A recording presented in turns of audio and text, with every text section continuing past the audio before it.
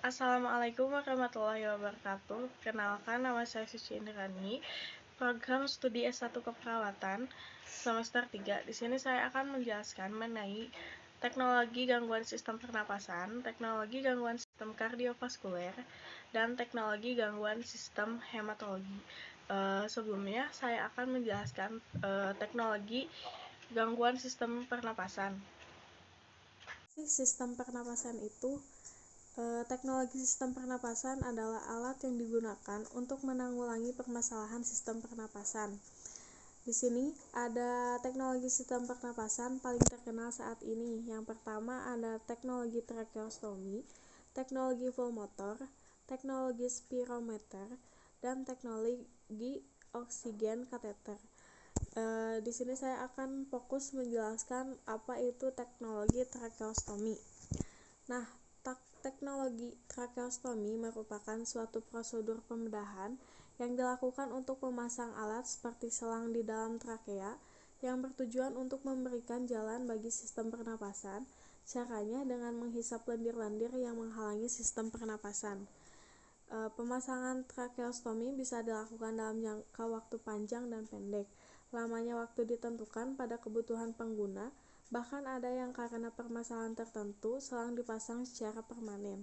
Seseorang dinyatakan perlu dilakukan tindakan tracheostomy jika telah mengalami proses diagnosa ternyata terjadi penyumbatan di daerah jalan pernapasan.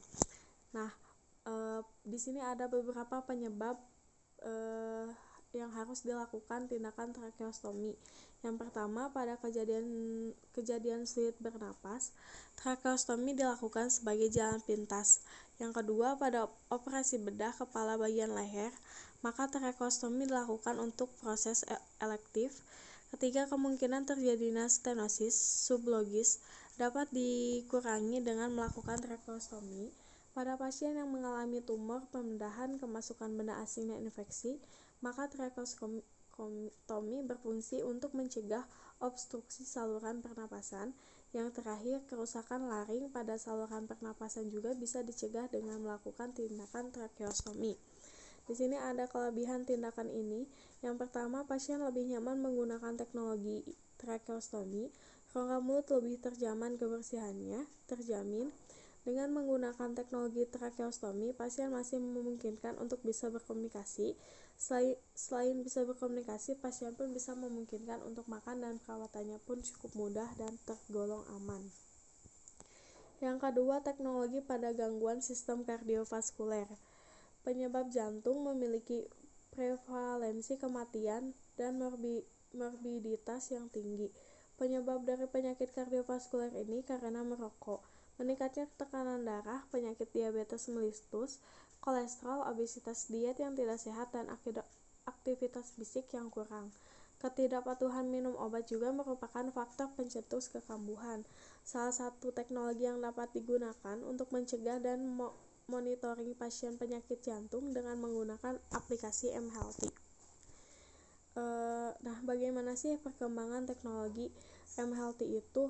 Jadi, perkembangan teknologi mHealthy untuk deteksi dan monitoring gangguan pada jantung antara lain adalah AliveCore TM EKG, merupakan aplikasi nirkabel dari iPhone dan Android untuk monitoring EKG yang sudah disetujui oleh FDA. Penggunaan aplikasi ini adalah pasien meletakkan kedua jari tangan kanan dan kiri pada suatu elektroda yang sudah terkoneksi dengan smartphone. Alat ini akan merekam gambaran EKG pasien selama 30 detik, kemudian mengirimkannya ke smartphone pengguna.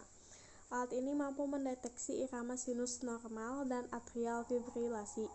Hasil rekaman EKG dapat disimpan di smartphone atau langsung dikirim ke dokter. Di sini ada beberapa catatan.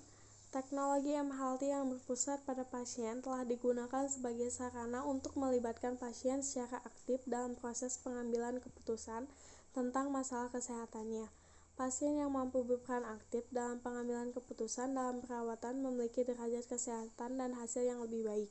Meskipun demikian, masih terdapat gap informasi yang signifikatif terkait pertanggungjawaban secara medis, keamanan dan data pengguna, penggunaan asuransi, efek jangka panjang, akseptabilitas, biaya resiko intervensi tersebut, serta hubungannya dengan program kesehatan nasional, di mana peneliti yang akan datang sangat penting dilakukan untuk menjawab permasalahan ini. Yang ketiga, ada teknologi pada sistem gangguan hematologi. Pengembangan beberapa teknologi ada 4. Yang pertama, operasi bypass, terapi gen, agiplasti, dan transplantasi jantung. Di sini saya memfokuskan ke terapi gen.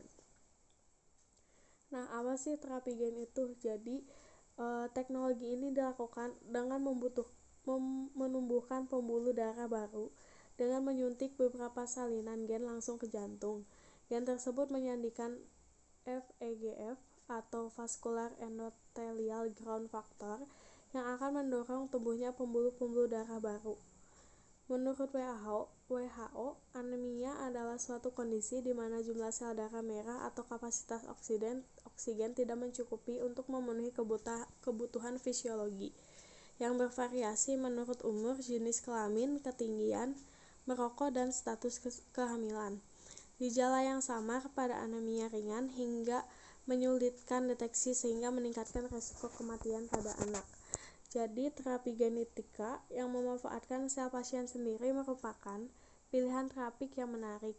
Akhir-akhir ini, hemoglobinopati telah berhasil diobati dengan hematopoietic stem cell transplant atau disingkat HSCT, yang mirip dengan banyak teknik terapi gen. Efisiensi transfer gen paling baik dengan vektor virus, karena mereka telah berevolusi selama jutaan tahun untuk dapat dengan mudah memasuki sel.